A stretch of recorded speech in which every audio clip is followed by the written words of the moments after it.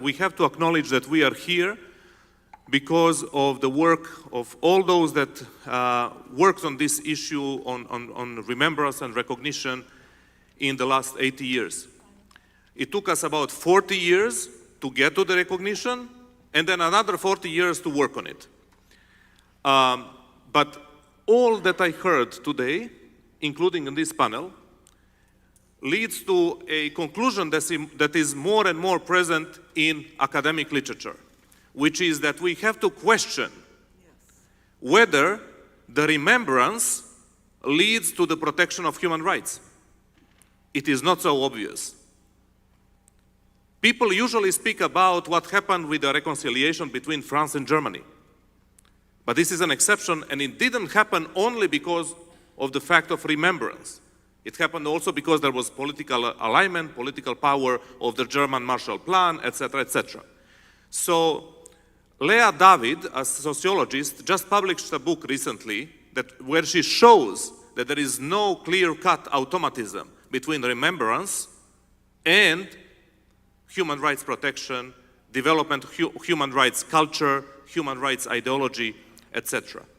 So we cannot only play anymore for the next 40 years only on the card that only if Gage, only if institutions remembered, we will have somehow our rights protected.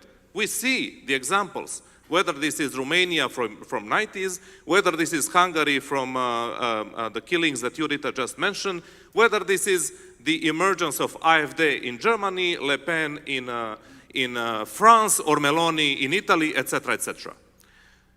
But if remembrance is not enough, where do we go from here? I think the work of Judith Herman, who worked a lot on trauma and recovery, is very telling. She usually speaks about 3 phases of recovery. First of all, safety. Second of all, making sense what happened. And the fourth and most important one is empowerment and self-reliance, self-worth. And if you look at that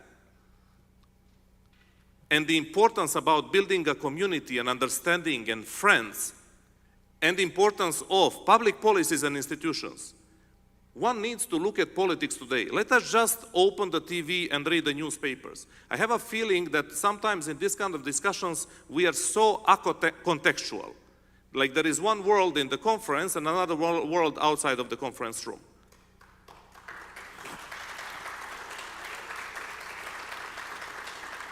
So in this environment, what can we, Roma and our friends, what can we expect from the Gage and from the institutions?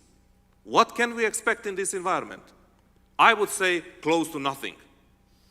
We have to turn to ourselves and with our friends, trying to understand how do we use memory and remembrance for our own self-definition, for our own self-empowerment, for building our own cohesion, and not to depend on the benevolence and goodwill of the others. So in my work that I pursued in Open Society Foundation, as you mentioned, and the work that we will pursue in the Roma Foundation for Europe, we will insist very much on working with variety, diversity of people that we have, across religions, across countries, across Romani dialects, across different political interests, to learn how to build a compromise and work with our friends to build this cohesive core. Because in today's politics of America first, Germany first, France first, Italy first, we also need to talk about Roma first. Look at ourselves and build the strength that we have. Look at all these people here. Your knowledge, your social capital, your background, if brought together, can do much more. This is what I've learned of the 40 years of remembrance, hoping that there are some people out there that are good enough to say, okay, now we remember what we did to them 80 plus years ago, and we will not do it again. It doesn't work this way. I wish that we should stop wishful thinking and in the next 20 years reflect emotionally, intellectually, and politically, and look at the reality of our world today with all the respect and recognition for the work that we've done with the European Commission, with United Nations, and so on. We have to recognize that our human rights pillars, protection pillars, based on multilateralism, they're in crisis themselves. They have sometimes existential moments of existential crisis from their own member states.